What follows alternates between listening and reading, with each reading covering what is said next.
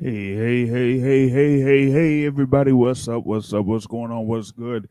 Here we are, and this is the December 26th, 2021 episode of the Boxing Source Radio Show.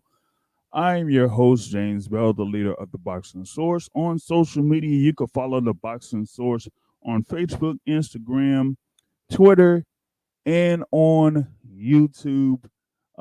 We do have the YouTube channel where we have our takes on various topics during the course of the week, leading into our weekly podcast. And this one is our year end special for 2021. We had a fairly busy year, 2021. Of course, picking things up from the break that we had last year in 2020. From March until June, so to speak, when it came to actual boxing fights. But as far as like events were concerned, you didn't really have that many fights there with fans until pretty much around the fall of last year. But it really picked up in a sense this year, and we did get a lot of good fights over the course of the year. Some of them we will be talking about briefly here in a bit, and also hand out some quote unquote year end awards to give homage to some of the performances, some of the surprises, and other things here over the course of the year in the sport of boxing. So that is what we're going to do here in this particular episode. I know that we had some action last night, and we did have a few young fighters that did step in the ring last night. That was gave a little bit of action there for those that were able to watch on Fox. You had Vito Mielnicki Jr. That did step in the ring here against Mielnicki-DeLomba, kind of like headline that event over in Newark. That was like his second consecutive fight there in Newark, New Jersey. He is from around that area, particularly around Roseland, New Jersey. So he wanted to, get him in the ring there. Yes, on Christmas Day, in a 10-round bout. He was there, first time in 10 rounds, and he was in there, going up against Nick DeLomba, who came in with a record of 16-3. Had lost his last fight before going into this particular bout. Nick DeLomba did, have just one fight last year where he lost to Richardson Hitchens by unanimous decision there in the 10 rounder. So, and pretty much he got swept by Richardson Hitchens in that one. So, now then he went up against Vito Mielnicki, so that was like another prospect, another guy that came into the ring with 10 professional fights. Mielnicki came in there with a record of 9 wins and 1 loss, with the sole loss being by decision to James Martin. Didn't necessarily have that rematch with James Martin, at least not as of yet. But you do, have him going up against Nick DeLomba, where, he pretty much tried to, do his thing, take his time as far as like scoring his shots on Nicholas DeLomba, particularly in the first few rounds. You had Nick DeLomba pretty much just have a high guard, put his hands up close to his face, not really throwing any punches that pretty much at all. Particularly in the first round, it was like CompuBox of 1 punch landed out of 8 punches thrown for Nicholas DeLomba in the first round. So, I thought it was going to be easy victory there for Vito Mielnicki Jr. And it just looked like it was going to be like a 3rd round TKO victory, as Mielnicki was really pressing on the action there in this particular fight, And think about it is it's like, you had Mielnicki tried to, score well to the body. And, after scoring well to the body, was coming upstairs, really affected, um, Nick-DeLomba there early. But then after that, he kind of like took it easy a little bit, kind of took his time, wasn't as active in the middle rounds. Did score some shots in, but after early activity from Nicholas DeLomba in the fourth round, you kind of like seen Vito Mielnicki hold back a little bit. But after that, he pretty much was just scoring rounds, and then at the 10th round, it was just like a little bit of a combination that had the referee there, Eric Dolly, stop the fight in the 10th round. Live shout out on the live chat, Major Key in the building. What's going on, Major Key? Just chopping it up here a little bit. Year end show. Just about a few more days left here in 2021. So wanted to just get in a little bit here with this last little fight that happened over at the Prudential Center. Yes, he did have Vito Mielnicki Jr. win by 10th round stoppage victory over Nicholas DeLomba there, and he now has 10 wins here in his professional career with just that one loss, and this was his first 10-round bout. So he did get a good amount of uh, rounds in. Oh yeah. The corner there for Nick DeLomba did, kind of like step in. You had the doctor over there on that side there for Nick DeLomba step up and say that they'll stop, they're going to stop the fight, with the amount of punishment that DeLomba was taking over the course of those 10 rounds. So in the 10th round, I just pretty much thought that it was going to go to full 10. I didn't think that it was, going to be stopped at that particular point.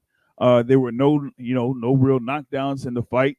Yes, DeLomba was, hurt a few times over the course of the fight, but nothing to where he would be, either down on one knee or kind of like get forward or be down on the canvas. But Vito Mielnicki was able to get that win. Like I said, he's now 10 wins with one loss, and 7 of those wins by way of knockout. You also had, fights with Joey Spencer there, where he did beat Lindbergh Ponce to stay unbeaten. Now he's 14-0. You also had a win here by Kenny Sims Jr. over Keyshawn Williams, who was able to give Keyshawn Williams his first professional loss there in the welterweight division. You did have, a few fighters there that were, young cats. So I know I had like one of my guys that did attend this particular card. I'm wondering if he'll be able to chime in here a little bit later, but it was that. Yeah, I pretty much agree. Yeah, it was going to be, I thought it was going to be, all 10 rounds and be like a sweep unanimous decision win for Vito Mielnicki. Yeah, and from the scorecards that were out there, he pretty much had him almost in the sweep up to that point. Only one judge gave Nick DeLomba one round, through those 9 rounds going into the 10th. So once that last round was going through, it was almost going to be like a clean sweep there for Vito Mielnicki. But you had the doctor step up and stop the fight, giving Mielnicki that TKO win right there. So you did have like I said, a few fighters out there that are kind of like considered prospects there, like Joey Spencer. You did have Yovis Gomez get a first round TKO over last year's favorite fighter, so to speak, Clay Collard. And he goes to 5-0. You had Rajon Chance going up against Elon De Jesus. That was like I think that was the co-feature bout there, Rajon Chance versus Elon De Jesus. That was like a rematch there where Rajon Chance was able to win by split decision. You know, for Kenny Sims, he won by unanimous decision with two scores of 79-73 and one score of 77-75. So, you know, it was pretty much like a thing of, I guess, Williams wasn't quite ready there for a fighter like Kenny Sims. So, thing about it is, it's like, you know, I guess there's sometimes when you have these matchups that, you know, maybe they feel like these young guys are ready for those that are a little bit more experienced, but here that wasn't quite the case. So you did have that as one of the bouts where, you know, a young undefeated fighter kind of like got tripped up a little bit. They're going up against a more experienced fighter there. So um, and yeah. Yep. Ended up being a, you know, unanimous decision win there for Kenny Sims Jr. Not a split decision there, Major Key. So yeah, you kind of like lost out on that particular one there. Um, but those are like most of the fights that did take place there on Fox and Fox Sports One broadcast over at the Prudential Center in Newark, New Jersey, and that kind of like, you know, brings the year to a close as far as like action is concerned. Yes, there are about a couple of other fights that are coming up here before 2022. Of course, you have the uh, you know, the annual thing that goes down over in Japan uh, that happens pretty much around the, you know, the 31st or around, you know, around that time. And so you do have Kazuto Ioka, the WBO super flyweight champion there, that's going to, you know, have yet another defense of that flyweight super flyweight championship against Ryuji Fukunaga. Yeah, that's right. I said it. I said it right the first time. So there you go. But that kind of like, you know, ends that year, this year out, 2021. We go into 2022. Of course, in 2022, first day there, Saturday, you do have fights that will be in Miami. A heavyweight showcase that is on Fox pay per view, headlined by Luis King Kong Ortiz versus the Prince. I walk this earth like a god, Charles Martin. So you're gonna have you know, good amount of action there in the heavyweight division in 2022. And going into that, you know, we've had like a few things that have been announced for at least the first couple of months of 2022. Uh, we knew about this whole card here for January 1st with, like I said, Ortiz versus Martin. You got Frank Sanchez going up against Carlos Negron. You know, Sanchez had his win over Efe Ajagba, you know, back in October or whatnot. And then you also have Gerald Washington against Ali Demirizin.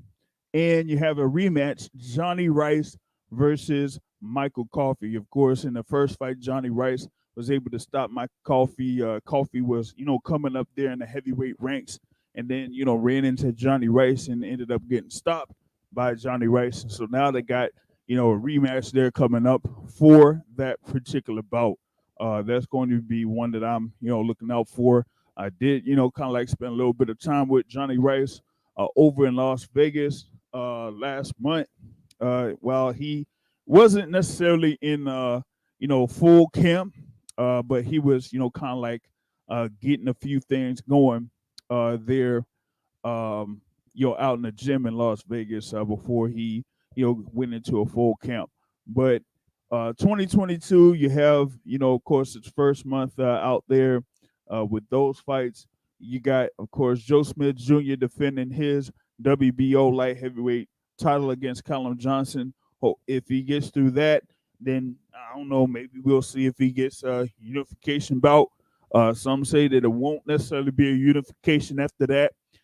Might end up being like a fight against, you know, like a Daniel Jacobs or somebody like that. But You have like Artur Beterbiev that did have his win a couple of weeks ago, defending his unified titles there at 175, and that could potentially be a fight there for yet another unification in 2022 later on down the line. But first, Joe Smith Jr.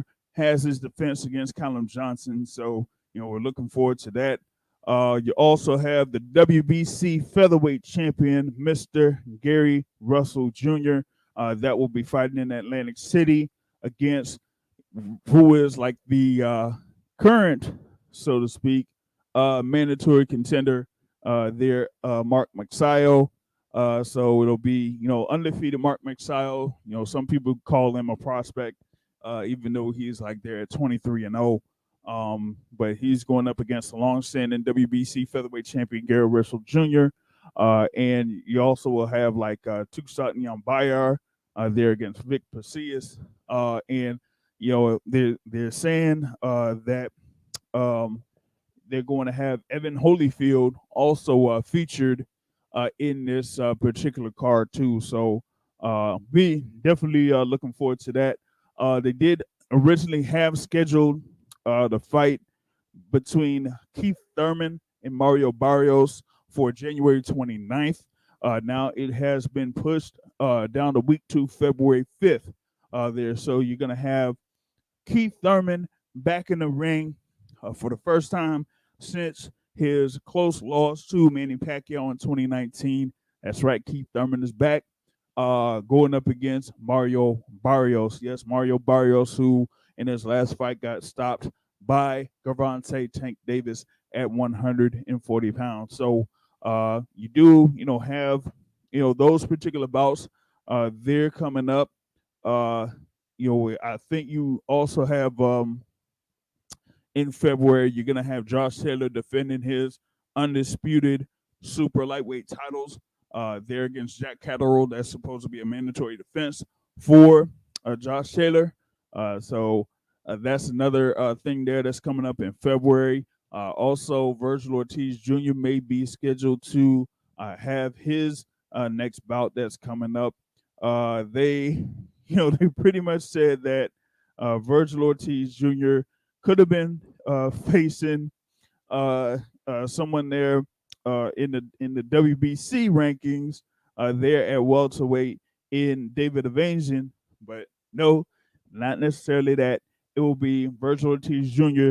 against Michael McKinson, where both of those guys are ranked in the WBO, and that could potentially be a final eliminator there for the WBO welterweight title currently held by Terrence Bud Crawford. So those are, most of the fights that are coming up here within the next, 6 to 8 weeks.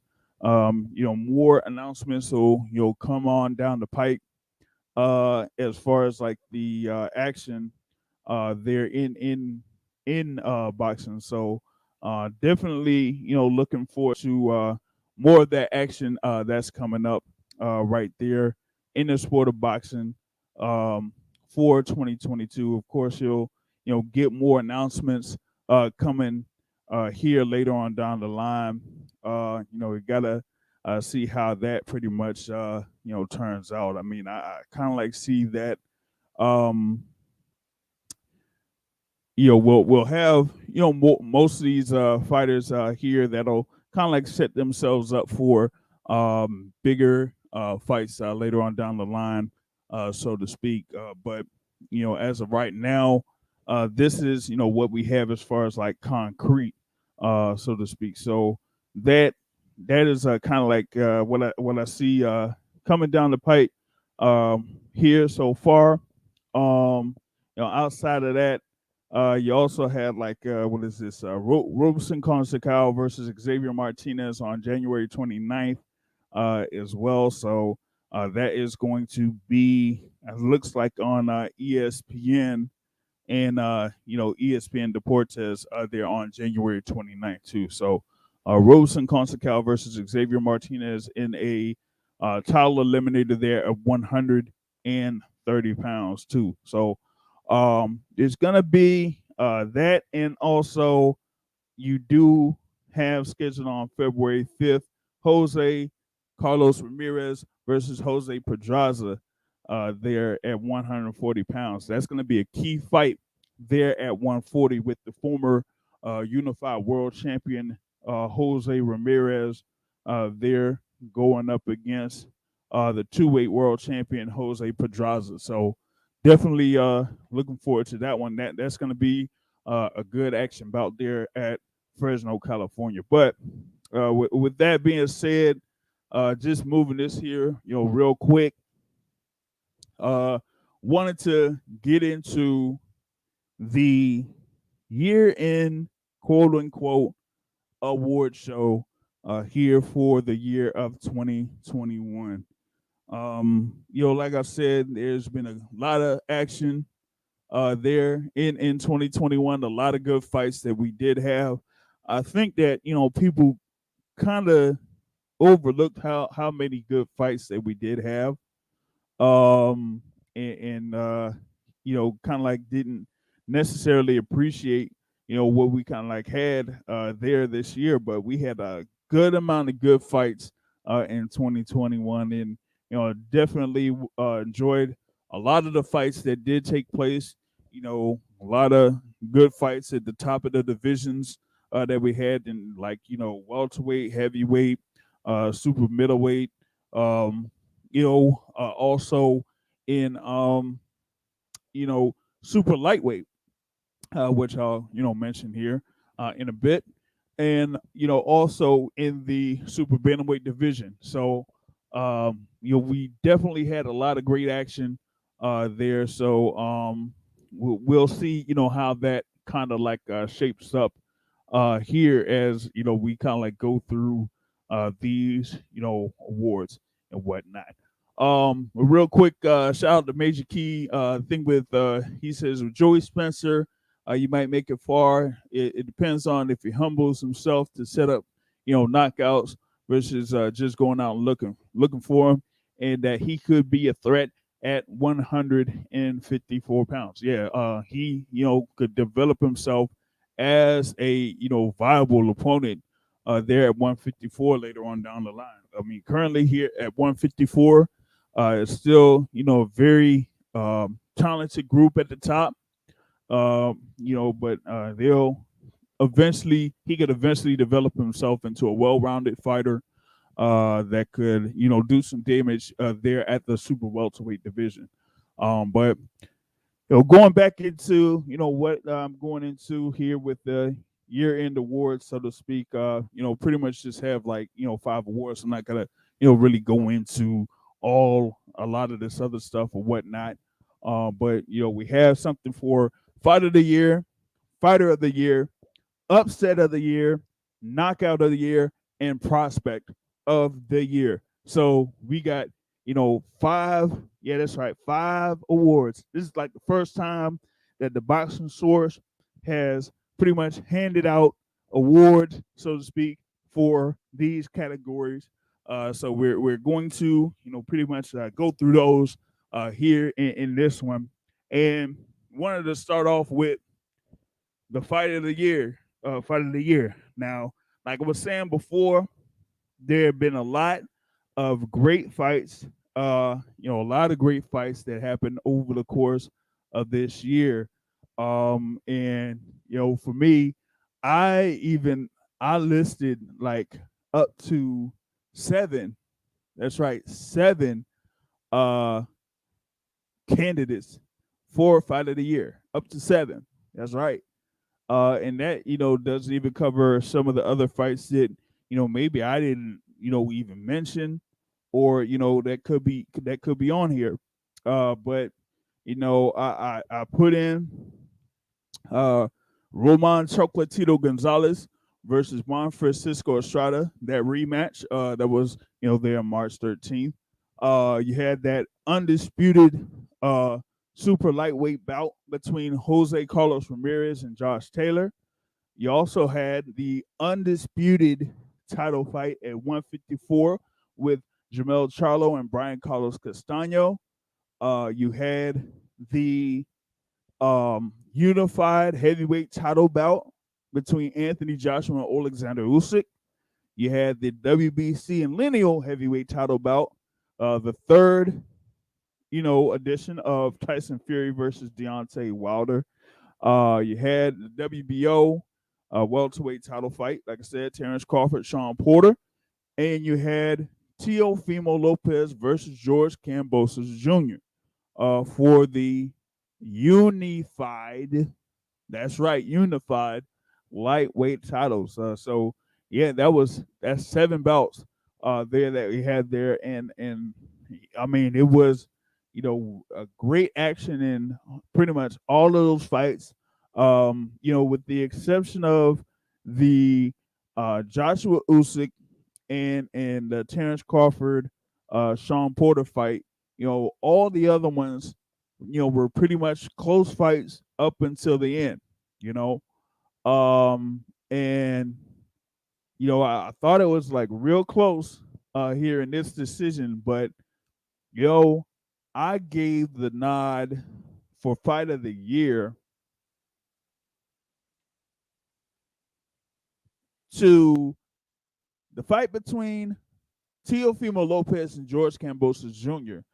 for the unified lightweight titles. Yeah, that's right. I did. I know that a good amount of people would probably think that it would be Tyson Fury versus Deontay Wilder. And some kind of would say, why in the world would you not pick Fury versus Wilder? Okay. One particular person that's been a longtime guest of the Boxing Source radio show would say that I'm a hater, but I'll tell it to you like this. Thing with Tyson Fury, Deontay Wilder third fight, it was more of Tyson Fury pretty much dominating Deontay Wilder over the course of those 11 rounds. And with the exception of those 2 knockdowns that were scored by Wilder, it was pretty much Fury the whole way through. The only thing to me was that Wilder kind of like showed, his courage and his toughness or whatever it is for him to get through a few knockdowns that were scored up until that last defining knockout that ended the fight. But for me, that one was pretty much like Tyson Fury kind of like dominated the fight, particularly from rounds 2 on. You had, like they said that the round 2, the first round for Deontay Wilder, and then when he scored those 2 knockdowns. But outside of that, every one of those other rounds was pretty much kind of like dominated by Tyson Fury, and so I didn't necessarily think that one would be what I would say is a fight of the year. But with Teofimo Lopez and George Kambosos Jr., you had, yes, people expecting Teofimo Lopez to get this win. But George Kambosos Jr. was probably the most confident person in that arena, in that ring. And he pretty much kind of sent the message in the first round when he scored that flash knockdown on Teofimo Lopez. And it was more of, him kind of showing that he is, he felt like he was a better fighter. He was, beating Teofimo Lopez to the punch, was kind of performing very well. But even with that, Teofimo Lopez had a couple of times when, he was scoring shots, even though it was kind of few and far between, particularly in the first half of that fight. But then you had the instance where Teofimo Lopez was able to land with his right hand, kind of stunned Kambosos a little bit, and then be able to knock down Kambosos. And at that particular point, it looked like the momentum completely shifted over to Teofimo Lopez. And so it had to be an instance where George Kambosos had to gather himself, be patient, and just get through that particular round. And once he was able to do that, then he, got himself, through that round, and then through those last couple of rounds of the fight, in the championship rounds, he was able to kind of like take over and say, you know what, let me go ahead and take this fight. And he did that in the last round, for him to kind of like get the split decision victory there. So, and that kind of like, pretty much said, something that it was like a split decision in that particular bout. And, even though two judges kind of like put it significantly in favor of George Kambosos, one judge did give the nod to, Teofimo Lopez, but it ended up being a split decision. Kambosos ended up winning the fight. It was a it was like a bloody mess there from Teofimo Lopez and from George Kambosos. And George Kambosos was able to win the unified lightweight titles in that particular bout. And when I had the analysis right after that fight, I pretty much said that not Teofimo, but George Kambosos took those last couple of rounds from Teofimo Lopez, like Teofimo Lopez took those last rounds from Vasily Lomachenko last year. So for me, I think that was just a great, action fight. Um, enjoyed it a lot, and stuff like that there. On the live, Major Key says, it was between Estrada versus Gonzalez or Fury versus Wilder. Estrada Gonzalez was, very close bout. That was, fairly action packed too. Thing is, a good amount of people thought that Chocolatito took that fight, and that the judges, you know, just said no. It was, Juan Francisco Estrada that got the nod. Hopefully, we get a, formal announcement of when that third fight between Chocolatito and Juan Francisco Estrada does take place. I'm hearing that it might be around February, could be around March, around the same time that they had their last fight. Um, and that'll be, definitely something to look forward to, because I think that particular fight is kind of like holding up the division there. Like I did mention, Kazuda Ioka there with that WBO belt. Estrada has um, the WBA, and he is the quote unquote franchise champion there for the WBC. So after this particular rematch, maybe we could, have the winner face Kazuto Ioka, or maybe the winner of, I think it's Srisaket Sorungasai versus Carlos Quadras there for the WBC title or whatever it is there at super flyweight. So good amount of action there in super flyweight that could be happening here within the next few months. But yeah, once you do have that rematch between Estrada and Chocolatito, then the rest of that particular division will be, kind of like shaped up right there. But like I was saying, fight of the year for me was Teofimo Lopez versus George Kambosos Jr. And like I said, man, those other fights that I mentioned, all of them were very good, very enjoyable, for me and stuff like that. So there was that. Next up, for this awards thing here is for fighter of the year. Uh, you know, it would be, to a fighter that kind of like, did his thing and, had, either big wins or, had great performances, over the course of the year. Um, and, for me, I pretty much just broke it down to four fighters. Um, you had Gervonta Tank Davis with two fights. He, had his knockout victory over Mario Barrios at the end of June of this year. And then, a few weeks ago, had his win over Isaac Cruz Gonzalez. So you had Gervonta Tank Davis.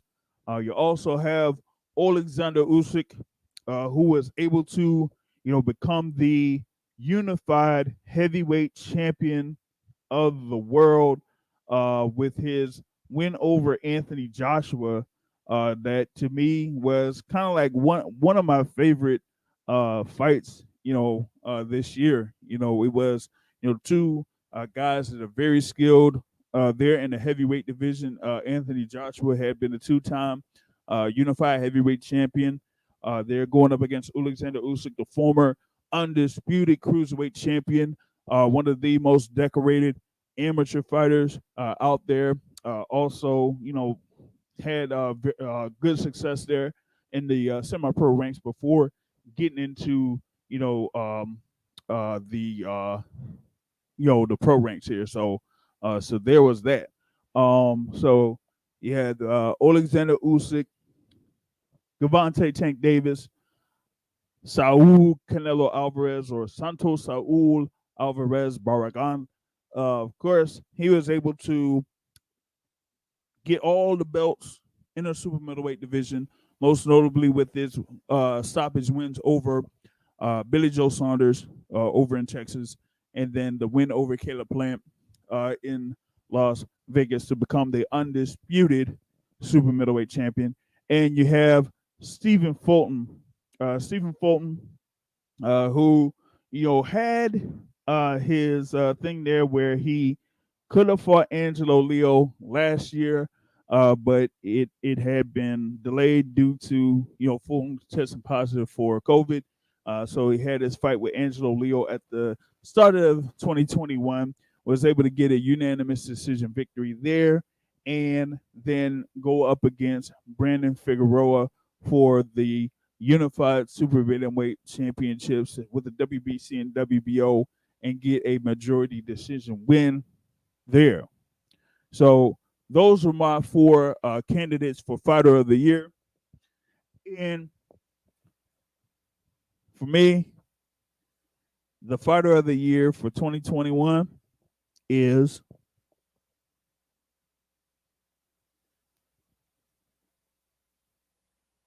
oh boy, Stephen Fulton. That's right.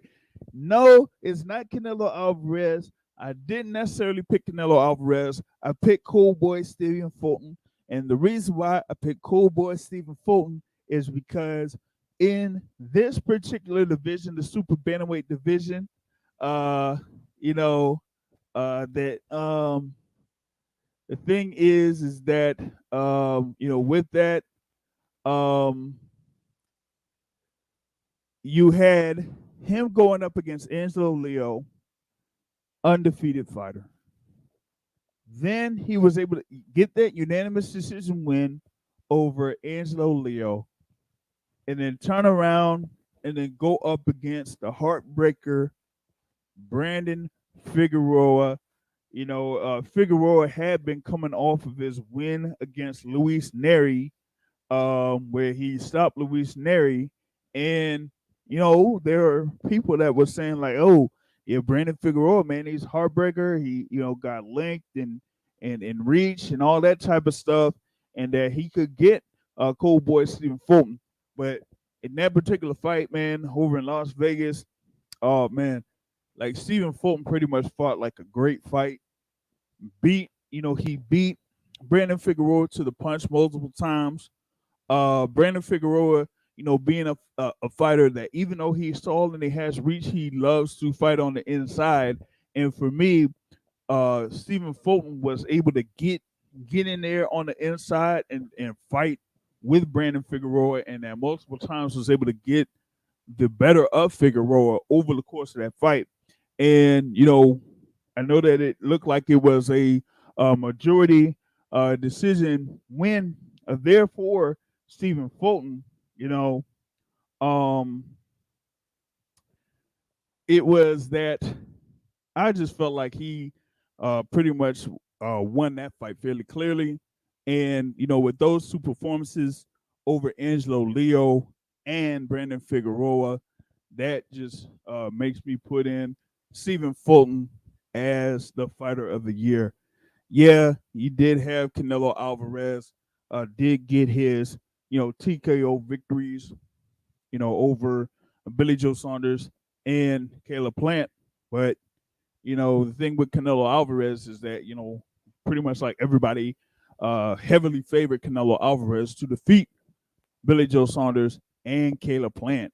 Even though Caleb Plant looked like he was going to be that, slick boxer that, had a lot of skills and things like that. But at the end of the day, it's still Canelo.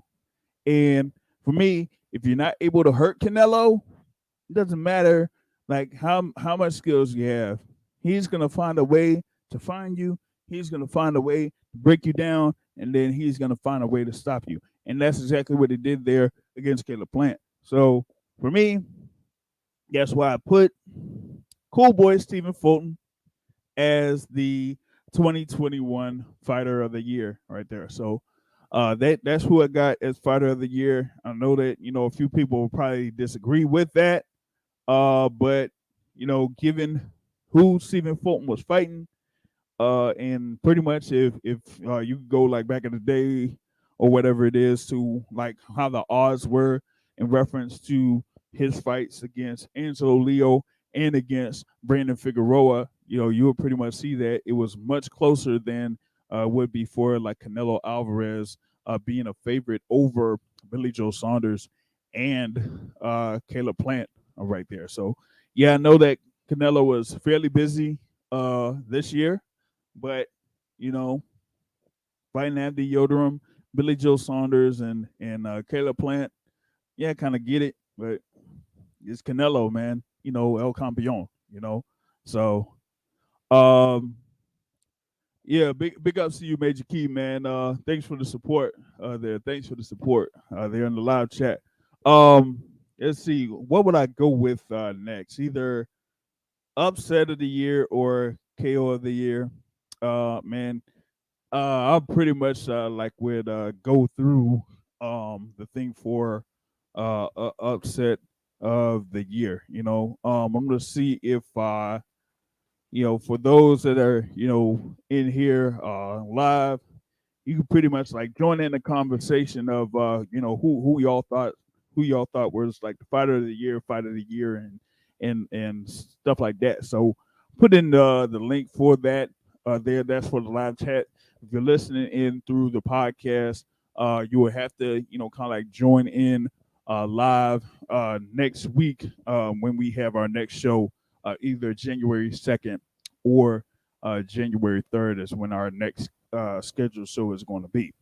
But I will go in the direction of let's go upset of the year. I have five candidates for upset of the year. Five candidates for upset of the year. First candidate happened in August of this year with your Dennis Ugas getting a unanimous decision win over Emmanuel Dapidron Pacquiao, or as a lot of people know him as Manny Pacquiao. Yeah, it was your Dennis Ugas who came in there as the quote unquote real WBA welterweight champion, as Manny Pacquiao did kind of like announce his return to the ring. He was supposed to fight Errol Spence Jr., but Errol Spence Jr. Had to be scratched out due to an eye injury. Manny Pacquiao did petition for that WBA belt to be, in his possession, as he was the WBA champion before his inactivity, but the WBA said no, and they allowed Dennis Ugas to keep that super title, and then he was able to face Manny Pacquiao and ended up getting a decision win over Manny Pacquiao there to keep that WBA title and end up quote unquote retiring Manny Pacquiao, as that was the last fight for Manny Pacquiao's extensive career. So you have that. Next candidate is Gabriel Rosado's knockout win over Bekmatier Melkuziev. Beck the Bully had like a good amount of momentum there in the super middleweight division, and he was going up against the veteran Gabe Rosado. Had a couple of rounds where he was doing fairly well, but not necessarily hurting Gabe Rosado, and Gabe pretty much showed his level of experience setting up Bekmatier, and then he was able to catch him, with a knockout there in the third round or so, and that was a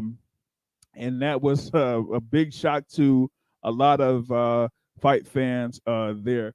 Before I get in the get in the next candidate, what I'm going to do is add in a guest here on the live show. Someone who has a very good YouTube channel, has multiple guests on his YouTube channel, and also has very good discussions on his channel there. That was on this live chat participating. Now he's jumping in here. Major Key Boxing in the building. What's going on? What's going on, brother? How you doing, man? Oh man, I'm doing all good, man. Doing all good. Just wrapping the year up, man.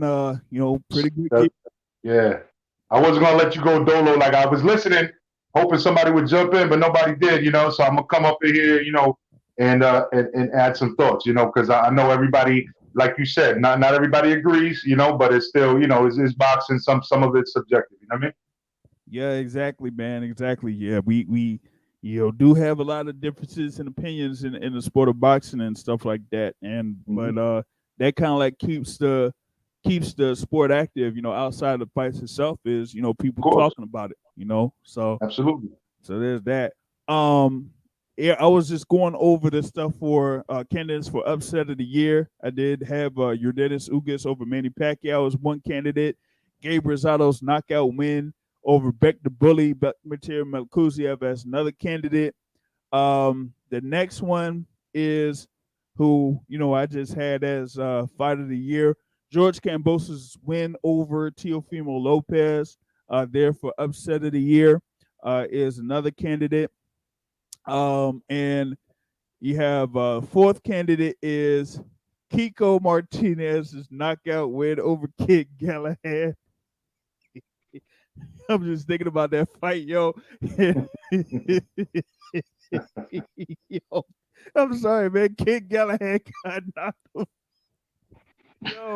Yo, and you heard them commentators were crazy, bro. Like they couldn't believe it. Like, shit, Galahad. What? Yeah, man. Yeah, that was a good one, man. That one was a good one. And the other candidate is from earlier this year. Mauricio Lara's stoppage win over Josh Warrington. That was another one. And man, from those five, it that is pretty close for for upset of the year, man. But oh man, shoot, man, you know what? This one might have to be a tie. I don't know, man, because I had one fight particularly as the upset of the year, but I might put it as a tie because I have Mauricio Lara's win over Josh Warrington as the upset of the year. But man, that Kiko Martinez win, yo. That one, that really shocked me, man, because you know what? I thought Kid Galahad was just gonna, go in there and just do his thing, boxing or whatnot. But man, that was just another example of the thing there with matchroom boxing this year. I mean, you have these guys that out there in the UK, they build them up, promote them well and all that, and that's cool. And then all of a sudden, they bring in a fighter from Mexico to face these guys, and and once they find out that these guys really don't have that much pop there over in the UK, it can't hurt these Mexican fighters. Once they get hit, Yep. Oh man, but that thing with Martinez and Galahad, when they had that clear first knockdown. When Galahad got floored, I was like, oh snap. Then it got to the end of the round, and then the beginning of the next round came up, and then he hit him with the same punch. Yeah. Oh my God. Oh. Yeah. I think for me, my bad, go ahead. Yeah, you got it. No, I was gonna say for me, by process of elimination, those two fights, I feel like Kid Galahad and Josh Warrington were getting really hyped up without the experience. Similar to Beck the Bully. You know what I mean? He only had what 5 fights when he got knocked out, or how many fights did he it was have? pretty much around that Yeah, range, you about know, like and, 5. and Gabe has always been a dog. You know what I'm saying? So those 3 fights by process of elimination, I have to take those out real quick, and then it goes to what was the other? I know the George Cambosos and Lopez, and what was the other one? Oh, Ugas the Pacquiao. Usyk. Oh, Ugas Pacquiao. Okay. So Ugas Pacquiao, I was a little upset because I felt like the PBC had knowledge that Errol Spence's eye, and I made multiple videos about it. That and because Ugas was sparring Southpaw, you know what I'm saying? He was sparring Southpaws like a couple weeks in advance of that announcement. But the person that he was supposed to fight was an Orthodox fighter. And then they both came out, Spence and Ugat's original opponent, because he was supposed to be on undercard, and they both had eye injuries, and they both said it the same day. So I had already said that, hey, this looks like a little fishy to me. You know what I mean? So it was still it was competitive, but Ugas was obviously the bigger man with the longer reach and the Cuban style, and old Manny Pacquiao couldn't handle that. So Ugas legitimately won that, but I just feel like there was some shit going on in the background as far as like how it was set up. But with the Cambosos Teo fight, now Teo was talking shit for a long time, bro. You know what I'm saying? Like, yo, this is just a mandatory. He ain't shit. I'm gonna fuck him up. Junior Lopez the pop. Yo, bet your house on it. Bet your house the first 3 rounds. You know what I'm saying? Like, you can't lose. Yo, I hope nobody actually bet their house on that one. You know what I mean? Yeah. Like, Cambos is actually, for me, that was the upset of the year. I know you said it was a fight of the year, but that to me, that was the upset of the year. I mean, from an odds standpoint, I think the thing for Cambosos and Lopez pretty much had the same odds as Lopez versus Lomachenko. In last year, I was, at least for me personally, I was able to win, good money on that Lopez Lomachenko fight. And I just had like some thoughts of going for this one, but I just held back on it. Same situation for me. Yeah, I did the same exact thing. I won money on Teo last year. Yeah, and I didn't bet this year because I was hesitant because I was like, man, it's around this time of year. I don't want to be like betting money like on something like this, Yeah. And I kind of like held out myself, man. And the thing about it was like how that whole thing with Teofimo kind of like came up leading into that, particular bout was like it didn't look like he was really in it. And I should have just seen that because, the original scheduled, date for it, like in June, like they had postponed it. It was June for, 5th, Juneteenth. No, and then, it was like that first weekend of June because June 5th. That's what I'm saying. June 5th. Yeah. And then Juneteenth. Then it got pushed back again. Then it got it got pushed back like 3 or 4 times. Yeah, about 3 or 4 times. He had the whole thing with Triller losing the bout, and it ends up on Matchroom and stuff like that. And then, Teofimo Lopez having issues with weight. That's pretty much what I was hearing. And then I guess, now we see like after this fight that he had like a lot of internal issues too. So, that, kind of like could have set things up for, perfect setup for an upset there. And his wife left him too. Yeah. But, shout out to Bruce, the chat. Oh, what's that? Oh, Bruce? Yeah, shout out to Bruce, man. Shout out to Bruce live here. Man, salute to Bruce Goes in the building. Yeah, that particular, leading into that fight, it was just like, a lot of chaos, I guess, on Teofimo's side, but he was, kind of like acting everything was all good. You seen him, making appearances left and right. He was talking trash to Devin Haney. He was like showing off his physique before what was it, the Wilder Fury 3 or whatever it is.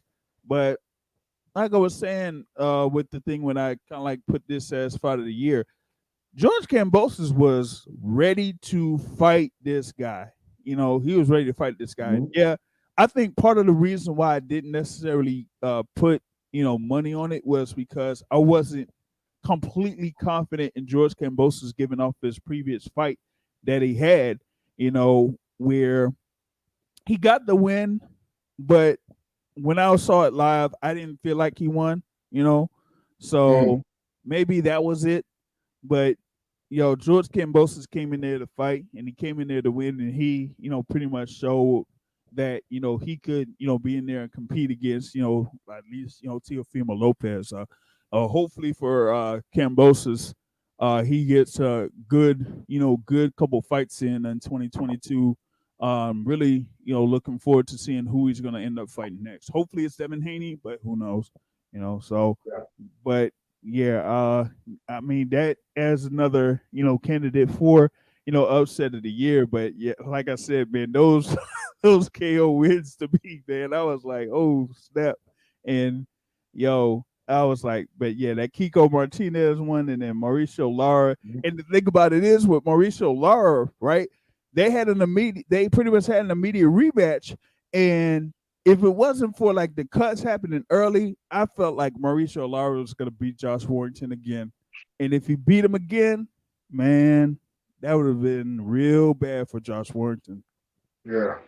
Yeah. They were hyping him up, man. You know what I mean? But no. I mean, I get what you're saying. You know what I'm saying? Especially with the Kiko Martinez one. You know what I mean? It's just like everything else in life. You know what I mean? Whatever you feel is more valuable. You know what I'm saying? And I felt like with all the shit talking, because at the end of the day, you know what I mean? Like it just all the shit that I've been I've been part of all these conversations with Bill Haney and Junior Lopez and all this beef back and forth the whole like for the last year and a half. Yeah. You know, and to see what happened to Tio after all of that shit, it's like, bro, you got upset, bro. You got humbled now. And he even posted that shit on IG. You know what I'm saying? Like, you gotta be humble. You know? Yeah. And the thing is, like, but after the fight, it was like he didn't really, completely accept it. He was like, yo, I won the fight. Mm-hmm.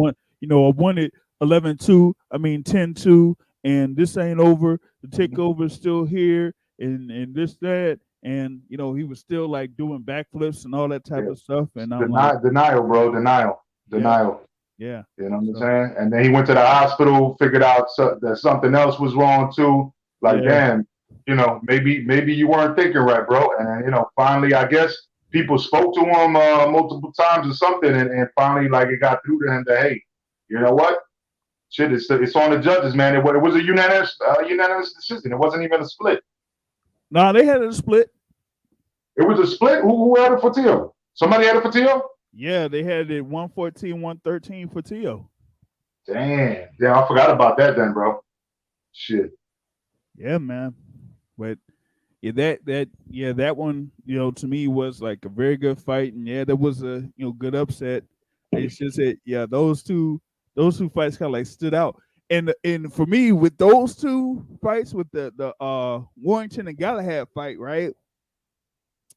It was kind of funny because at the beginning of the year, Josh Warrington, had the IBF title, and then he ended up giving it up because one, he couldn't get a unification bout, put together, and then since he couldn't get that unification bout, they still had Kid Galahad as his mandatory, and he had already fought Kid Galahad, a couple years ago. So he's like, man, you know what? I'll go ahead and give up this belt before fighting Mauricio Lara, and he gets beat up, and then Kid Galahad ends up winning the vacant belt against Jazza Dickens, and then this is pretty much like his first defense against Kiko Martinez, and he gets knocked out. I'm like, oh, yo, that was just was just funny, man. I was just really blown by that one. Yeah, that was like What I got? Rafael Nadal versus Eddie Murray.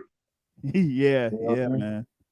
Um, the next one here for my award is knockout of the year. Yeah, had like a few good knockouts out there. You had like one candidate that mentioned here in reference to like a candidate for upset of the year. Gabe Rosato's knockout of Bekmatier Kuziev. You also had Tyson Fury's knockout over Deontay Wilder. Efe Jagba's knockout win early this year against Brian Howard.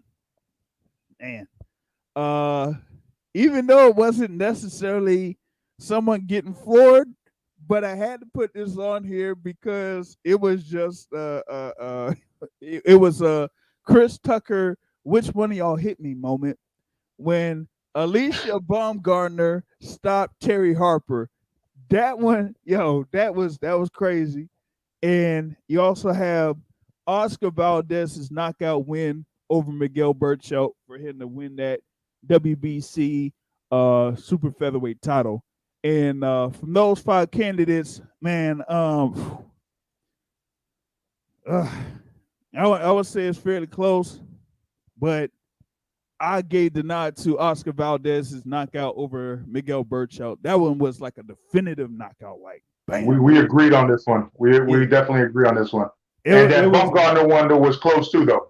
yeah, that one, I mean, when Baumgartner was hitting her with those right hands during the fight, you kind of like seen that Terry Harper wasn't necessarily ready for that. And then when she hit her with that right hand and just paused her and had her stand up, like, Yeah, that was crazy. That shows you, man, that oh, like how the human body can be confused and shit. yeah, and that shit like kind of was like, yo, her whole body just froze. I was like, damn. But yeah, Yeah. man, that Valdez win over Burchelt, that was just a definitive knockout victory there for Oscar Valdez for him to win that WBC belt, and that was like probably one of the more uh you know better performances by a fighter in a fight of that magnitude. I thought that Valdez really, kind of like showed himself to be very good in that fight against Miguel Burchelt there. So, Yeah. I kind of like I put that one over Tyson Fury's knockout win over Deontay Wilder. Although, you know, that almost like mimicked Ivan Drago there versus Apollo Creed because Yeah, bro, yeah, yeah. I was That waiting was for that was a good fight though. That was a great fight, right? But the thing is, as far as knockout, Wilder, yeah, he did go in on his face and all that, but the way that Valdez hit Burchelt, man, like that shit was set up beautifully. Boom, yeah, the upper. He was working on that like all the previous rounds, and he finally caught him with it. yeah, And the way he went down, it was like undeniable. Like, okay, this fight's over. this fight's done. Yeah, I did like mention the thing there with Gabe Rosado over Beck the Bully and the F.A. Yeah, Jogba one over Brian Howard. That one was just like man, that one hurt because I think it was like Brian Howard's mom or something like that. Like recently, like transitioned, soon before that fight. So he was like going in there, with a heavy heart and stuff. And then, yeah, man, he got hit with a hit with the instance of hand down, man down, because his left hand was low, pretty much dropped his left hand, and then that just opened it up for F.A. Jogba to throw that right hand, and he just like yeah. took him like out, and I was like, damn, man. But yeah, for me it was Oscar Valdez there over Miguel Burchelt there for knockout of the year. Um, Last one I got is prospect of the year. I mean, this one pretty much could go kind of like anywhere because for some reason like the term prospect gets thrown out a lot. You know, big up Troy Yeah, Graham because in the building. you got prospects, contenders, and and shit like that, and people Yeah, confuse them. yeah, Yeah, yeah. So, I had like 4 candidates there for prospect of the year. I have Nahir Albright as one candidate there for prospect of the year. Jesus Ramos also there as a prospect of the year. Jared Anderson is another candidate, and Xander Zayas There we go. I was hoping you would say that. That's my pick right there. was Five Xander fights, Zayas, right? 5 fights, and it's not just because he's Puerto Rican. It's just Yeah, because it's five five, fights, man, and they were all five. impressive, man. Yeah, 5 fights, man. 5 fights. And and my pick of prospect of the year for this one, man, is is Xander Zayas, man. It's Xander Zayas. But Uh, shout out to Jared though. Shout out to Jared. Jared yeah, did his thing this year, man. Jared's my guy. I have a couple of you know, close friends that are, good friends with like his head trainer there. So I was able to, get in touch with his head trainer there. So Coach Derry Riley, shout out to Coach Derry Riley, their head trainer for Jared Anderson. But yeah, Xander Zayas is my prospect of the year. I want to see if I could get in another guest here for the live coming in. Hopefully he's doing, a little bit better. I know that he's still looking forward to his to me, getting him for that bet. So he got to get with me next year, when next month, man. So he can get that done, man. It's Troy Graham in the building. What's up? What's Bless going up, on, Grizzly? Boxing Sauce. Hey, bless up, Boxing Sauce with Major Key. Yeah, I'm gonna be down there pretty soon because I'm driving to my cousin's house to pick up my auntie curry goat, right? Yeah. Oh So shoot, I'll Corey. just kill, Oh man, you I'll kill said two. Curry goat. Oh man. Yeah, I killed two goats on that day. That's all. But Oh listen, I can't y'all not it is. Breaking up, Troy. hold up. You breaking up. Yeah, you breaking up, Troy? Okay. Yeah, how about now? Can you hear me better now? Yeah. Yeah. Okay. I tell you who the knockout of the year is to me. Povetkin knocking out White. That was just a brilliant setup and finish. Because I don't know Oh, any but the other thing heavy. was that was last Yeah. year. Was it? Yeah. It The was? second fight was this year. Yeah. Second Oh, fight in okay. Well, Gibraltar was this year. Yeah. okay. Well, Yeah, but my apologies. that was definitely knockout of the year last year, man. That was perfect. Yeah, the setup and everything was brilliant, man. Hey, Boxing Sauce, I got a question for you. Yeah. Yeah, how long you been doing the podcast thing, man? Man, this is the 6th season, actually. Oh, okay. Wow. Okay. 6, man. I just started, man. I just started. I might have to pick your brain a little bit, but go ahead, man. Go on mute. Yeah. But Xander Zayas to me, man. Yeah, I was talking about the thing there for prospect of the year. I was at the fight card in Atlanta. When he was in there, he had his good performance there in that particular bout against Dan Carpensy. Chopped it up with him for a little bit. In immediately after that fight, they were saying that he was, going to be back in the ring December 11th, and that's what happened. He was there, Madison Square Garden, against Alessio Mastro Nunzio, and was able to just get a quick, 1-round TKO victory. And like I said, man, that's what 6 fights there this year. You know what I'm saying? So look at that shit. Look, I met him. Well, I didn't meet him. I seen him live though over there in Kissimmee, April 24th card with Berlanga versus Demond Nicholson. And I seen Josue Vargas outside, but he was he was a short dude and surrounded by a bunch of females. I was like, I'm a big ass dude of what I look like trying to interrupt these females talking to him. You know what I mean? For a picture, nothing like that, something like that. So yeah, man, I kept it moving. Yeah, and the thing with Zayas, man, he was able to, get, guys like like I said, Dan Carpensy. He had his win over James Martin earlier this year. Yeah, that's the same James Martin. After losing to Xander Zayas, he had his next fight against Vito Mielnicki and was able to, beat Vito Mielnicki there by majority decision. And what's crazy is, and then in his next fight, he ended up fighting Joey Spencer instead of Vito in a rematch there and lost by unanimous decision. So that was something there. He was able to fight three top level prospects in the same year.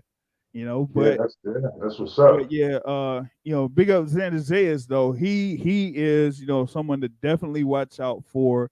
They're at 154 for now, because he definitely looks like he's gonna be at 160. And doing some things there at 160. So I think they're really gonna be able to build him up pretty well. There at 160, but for next year, I think that he will be if he's not fighting in March, I think that they're trying to set up something for Puerto Rican Day Parade weekend, if they have that back in New York once again. And they'll have him, and they'll have the chosen one, Edgar Berlanga, there too. So they'll probably put those two guys in the same card around that Puerto Rican Day Parade weekend, if they have it there once again. So that be on the lookout for that, man. Because know that bro, you ever been out there for Puerto Rican Day Parade? No, I haven't. Dude, like I'm gonna tell you, I grew up in that environment, because they have the main one is in the Bronx. Yeah. But then they have one smaller one in Manhattan. But the main one around that time is in the Bronx. Yeah. And it goes up Grand Concourse, and which is like a big ass street. You know what I'm saying? I've been past Grand Concourse, man. He got like the South Bronx. What is it, like the double? It's like the double. Like it got somewhere like separates both ways coming through. Yeah. Yep. But the median, yeah. I've been past that, bro. Yeah, you don't find that too much in the Bronx, but you definitely got that in the Grand Concourse. You know what I mean? And it leads up to 161st, which if you make a right, like if you're coming from the North Bronx, you go up to 161st Street and you make a right. There goes Yankee Stadium 2 blocks up. Yeah. Yes, sir. All right, I got a question for you, there, Boxing Sauce. All right. What does it look like on the fight scene in 2022 for the DMV? I'm talking about DC, Virginia, DC, Maryland, Virginia. Outside of the thing for like when they'll do another Beltway battles, I think that's gonna be planned for February. I gotta talk with a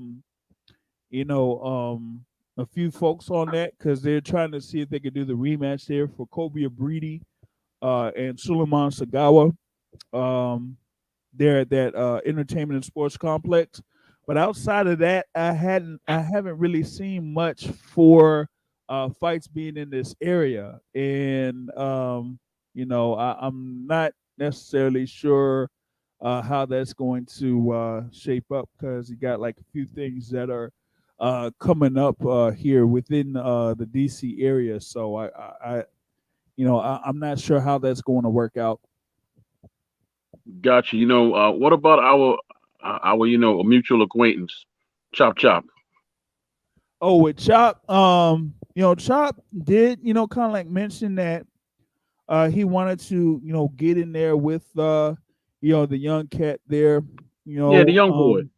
Yeah, so our guys, but I'm not necessarily sure if he's gonna get in there with Jalil Hackett or not.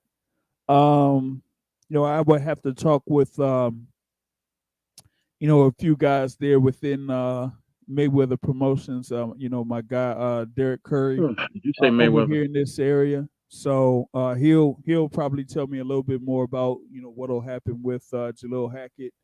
But Derek Curry is definitely going to be involved in that Beltway battles if Kobe Abridi has that rematch against Suleiman Sagawa. So I think that's more going to be anything coming from Gary Russell. The Gary Russell joint, that's going to be in Atlantic City. With Gary Russell Jr., Mark Maxio, that's in Atlantic City. Bogota. Right. Anything coming from Headbangers? Haven't seen anything quite yet from Headbangers. I might talk with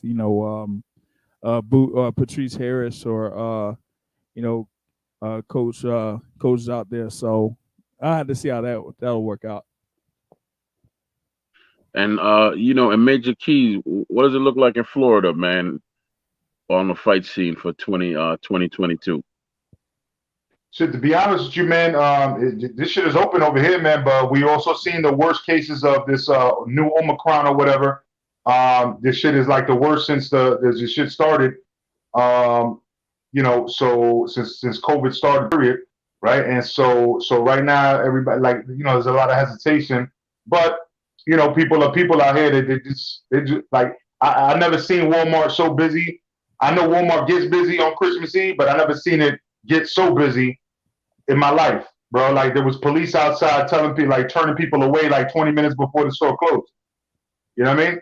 Damn. Like so people are gathering regardless, but you know what I mean? There's a little bit of hesitation because when you invest in your money, the promoter's not gonna want to risk putting yourself in a predicament where you could actually get some COVID and lose their money. Right. I got you. So Hey, that's the question. I got some good news for you, but I'm not gonna tell the name. I got somebody for us that definitely wants to come on, and this cat is like an upper echelon in boxing. He's not a fighter, but he's basically he's involved in something that's very powerful that people always argue about. And so I'm gonna call you during the week, and you two could talk, right? You just gave the channel a parable here, bro, like a little riddle. You know what I mean? Like yeah. No. You know I'm not gonna. Yeah. I'm mysterious sometimes, but even though I've been sick, I've been feeling better, so I've been putting some work in, man. I'm glad you're feeling better, bro. Yeah, man. I appreciate that. Okay, boxing sauce. I'm sorry. Go ahead. Yeah, man. Giving out little teases here and there. Later on down the line for the YouTube shows there, but we'll definitely be on the lookout for that. But yeah, I kind of like to see that. I'm putting my ear on the ground as far as like a lot of these boxing shows that are coming up, man. Like I said, I mean, you'll have a few things happening here within these first couple of weeks of January or whatnot, but after that, I'm, I want to be optimistic in reference to that. So, I mean, we'll have to see. I just feel like at least the very first few weeks we'll be able to have things as scheduled. But outside of that, it just depends on where people want to do stuff or promoters want to do stuff that'll kind of like determine if we have fights happening there or if you have to go through a few things here and there or whatnot. So I don't think that it will kind of like really delay things, so to speak, but there's going to be probably a few more quote unquote safety protocols at some of these venues in order for these events to kind of like go through. So that's the thing. I agree with that. So that's what I'm saying because during the pandemic, Florida became like the bubble for everybody. But Texas has a bunch of great fighters and Texas thinks just like Florida. You know what I mean? There's a lot of similar shit in Texas that happened in Florida. And so when it comes down to it, they're probably going to put like all these little things in place to try to promote safety, promote this and this and that. But I doubt that they'll force them. Like even in like at the stores and stuff like that, it says mask recommended, but you could just go in there without a mask. They ain't gonna say shit. You know what I mean? Yeah. They don't even have their masks are recommended, but they don't even have their mask on. You know what I mean? So it's like that. Florida, I'm pretty sure it's like that in Texas, and there's some loose states with it. But there's other states that are more restrictive about it. So the promoters are going to look for these places, like you said. Promoters are going to look for these places with looser restrictions, and make sure that they have less of a chance of their fight not happening. Also, Bucks and Sauce, right? Mhm. I also want to talk to you, man, about doing some live stuff because I know you go to the local live stuff, but you haven't been to Baltimore, right? Not for any boxing events up there. No. I tell you what I'm gonna. I tell you what we should do, man. I'll give you the heads up on the fights that's coming up in Baltimore, and you give me the heads up the fights that's coming up in DC, and you could actually go to the live, and I could do a live because I don't like crowds based on what I'm dealing with in my life. I don't like being around a lot of people, right? So you do the live, you're there live, and I'm talking to you, and you're giving me play by play while I'm on the live. That sound like something you want to do? That could work. Okay. We could like work something like that out. How that would go. Well, talk. Depending on the venues and stuff like that. So that Yeah, could do. yeah, definitely. So like me, you, and Major could do that because it's usually a bunch of fights. They usually got some at the rate. Sure. What's it called? The Sure. Rosecroft? Sure. Huh? Negotiate off air. Negotiate off air. I negotiate, Come on, man. Like he always does that, because bro. this is He always does that we shit, we bro. in We the be having like an interview podcast. No, we on a live like interview and shit. Great interview, and then Troy want to go ahead and lock him in for some next shit. It's like, bro, Troy, talk about that shit off there, man. Nah, Oh, Troy's always gonna be Troy, man. Oh man, but yeah, we could definitely get on that a little bit later, man. But on the real though, this pretty much like I pretty much like summarize everything I need to go through in this particular podcast, man. I think everyone that's joined here on the live podcast here, and this being the year end show. I mean, we've kind of gone through mostly everything here in this particular year was a very good year, like I was saying earlier. And I kind of look forward to seeing what could happen here in 2022. And with that being said, this kind of like brings this particular podcast to a close. And like I said, at the end of every show, folks, opponent boxing is a hit, and I can hit, not to stand and trade. On that note, I'm out. Have a good evening and have a safe New Year's Day.